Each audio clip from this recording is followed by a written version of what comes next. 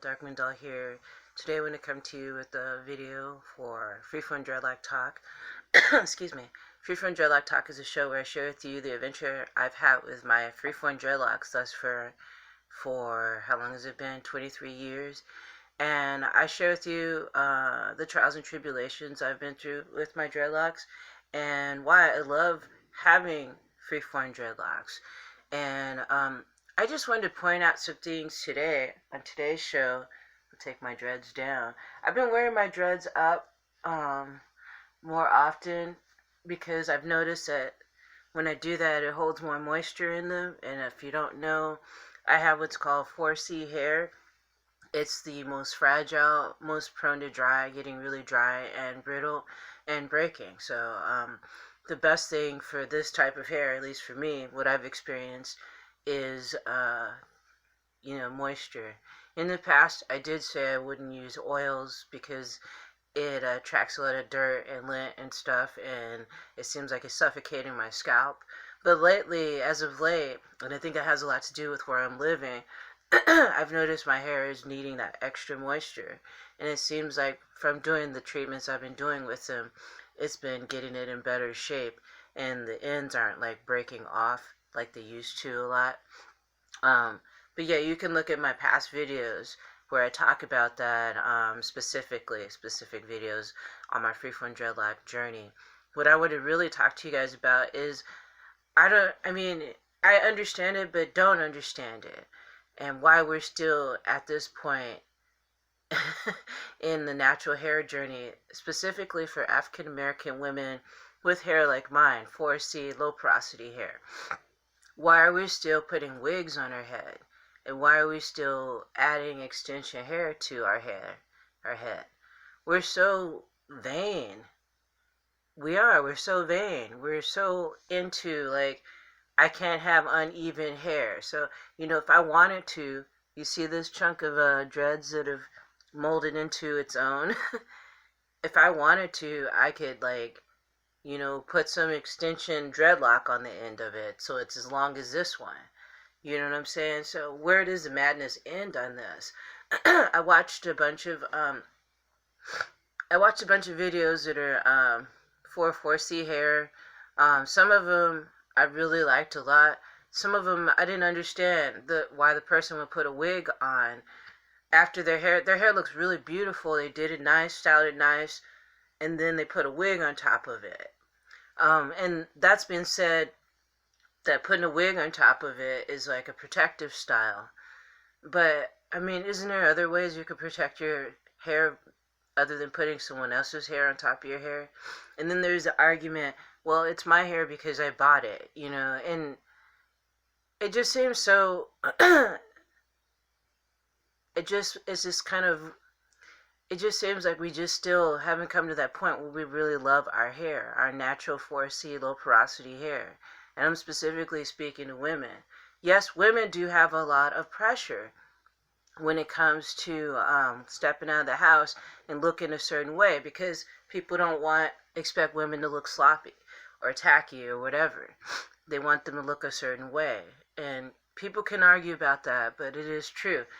Men can get away with having their hair in all kinds of different styles or not styling it at all and won't get much of a fuss about it. But with women, it's a lot different. Like I said, people can disagree with me on that or not. But that's the thing, is that we just don't like our hair. I like my hair. I love my hair now. And I've gotten to the point but I'm talking about in general, a lot of black women, they don't like their hair, the natural texture of their hair. They don't like to have to comb it out. They don't have to put oils and creams and spray water on it and do all this stuff to it, and they don't want to have to do anything. A lot of women, and I was included when I was a kid, we were exposed to watching these commercials of these white European women with straight hair and wishing our hair would be like that. And then that's when we started getting the relaxers so we can make our hair look like that, and then getting wigs and weaves so that we can emulate this European type of hair. And it's the type of hair that is not ours. It's someone else's hair. And it's your decision whether or not you want to do that or not. I'm not here to tell people what to do. I'm just saying it seems a little counterproductive a little bit, and it seems to put a wig on your hair, on your really beautiful natural hair. Yeah, you're trying to protect it. I don't know, just for me, protecting it, I would rather just put, a scarf on or a hat on, but see, that's just me. And I feel like a lot of those protective styles can be damaging. They're supposed to protect your hair from damage, but if you put your hair in some extension box braids and you leave them in there for months and months, it's damaging it more than protecting it. So some people do that. They'll go months and months and months without, um, you know, taking care of those braids or whatever you put on your head, other than your, anything that's not growing out of your scalp. I don't know. I just felt weird. And, in the past when I was a kid, I tried on a wig just to be funny, just have fun with it. And it felt weird. It made my scalp itch. I felt really uncomfortable with that on. Later on in life, on Halloween, Samhain, I had bought a wig that was a long black wig with a streak of white in it. This was ages ago. And I wore that, and that was a nightmare. I didn't like that at all. It just felt weird. It's a foreign thing on my head that has nothing to do with me. So, yeah, I didn't like that at all. The only thing I could see wig can be good for is like if you need to disguise yourself and go undercover. That nobody will know who you are because they're used to seeing your hair like in this, freeform dress. Um, yeah, those protective styles, they seem more. I'm not saying all of them, okay, but some of these styles feel like they're very damaging to the hair and the scalp. Recently, I was doing two loose under braids in my hair, and even that's kind of hard for me to like sleep in at night. You know what I'm saying? But I did notice that it kept the moisture in my hair, and it did what's called stretching. It stretched my hair, so it gives that. I'm not saying illusion. It gives you an idea more of how long your hair is when you do those kind of styles, when you braid it and so forth. But make sure you don't braid them in something that's too tight. As a kid, I've always had what my mom called tenderhead, that I'm tenderheaded, because I didn't like my hair being combed. I didn't like anything raking across my scalp. But I think nobody really likes that, really. Okay. And a lot of these natural hair care videos I've seen on YouTube, they show how to properly comb this type of hair, not just to rake through it, and to be gentle, and all those great things that you need to do if you have loose hair, if you don't have dreads. But some of the things and advice that they give can be applied to people with freeform dreadlocks. Like if you feel like your dreads are really dry, there's things you can do to moisturize your hair and get it to where it's soft and feeling healthy again and not falling out. And I've got some videos talking about that as well. So I just wanted to come to you guys, just talk about this whole wig and weave thing. It's just weird because I watched a documentary where it was supposed to be about dreadlocks, and the woman had box braids over her dreadlocks. I didn't even know that to the end of the show or the documentary. And she's talking about locks and why she loves her locks, but all you see is these box braids. So, I mean, I just don't get it. Well, I get it. It's just that we're uncomfortable still with our own natural hair. We have this image of what's beautiful and what's not beautiful.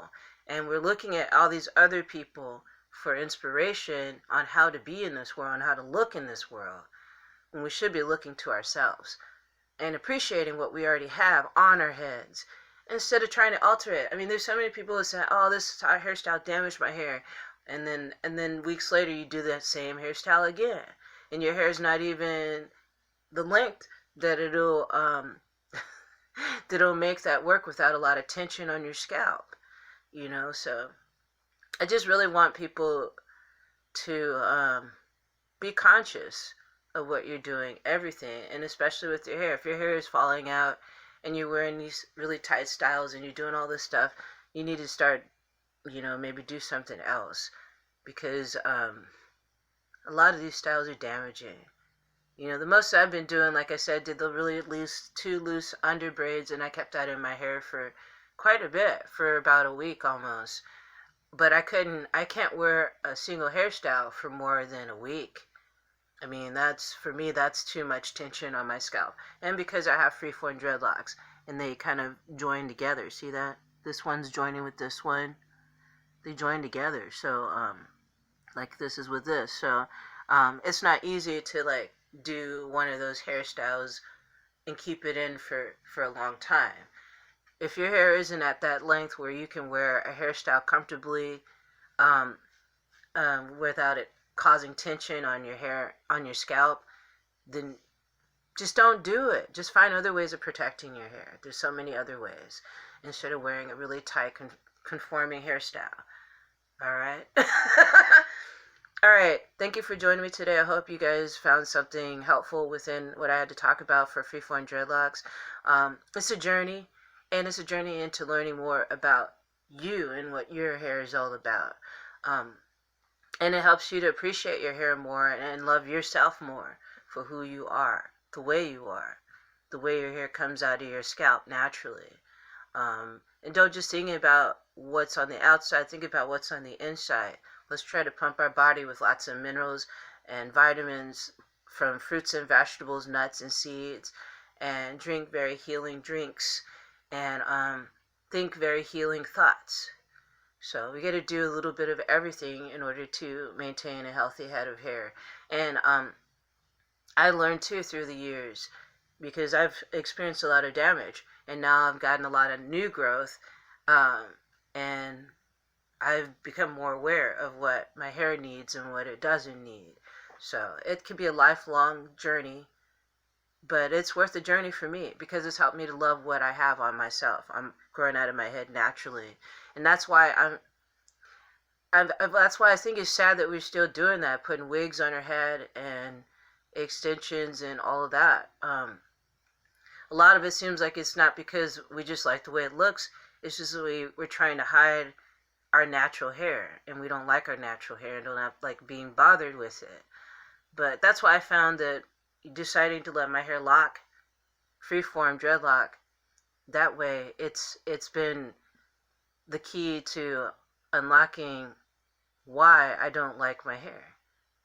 And then I learned more about the type of hair I had, and now I appreciate it so much more. So anyway, thank you so much for joining me today. Thank you for subscribing, liking, and sharing my videos with your friends and family. Thank you for your kind comments. And if you'd like to support this channel, you can donate to my PayPal at kdaddytmom@comcast.net. In appreciation for your donation, what I'll do is create a video of the topic of your choosing, or I can give you a piece of handmade artwork. And you can also check out my Etsy shop too. I have a lot of deals on sale, a lot of art deals on that shop for real. A lot of stuff is free shipping still because I haven't edited it. So take advantage of that shop while you can too. So thank you so much for supporting this channel. I really appreciate each and every one of you. And I hope you're enjoying your freeform dreadlock journey. And just try not to do a lot of stuff to your hair. If you do, then you start to realize that that's the key to unlocking a healthy head of freeform dreadlocks. So with that said, brightest blessings to you all, and I'll see you soon.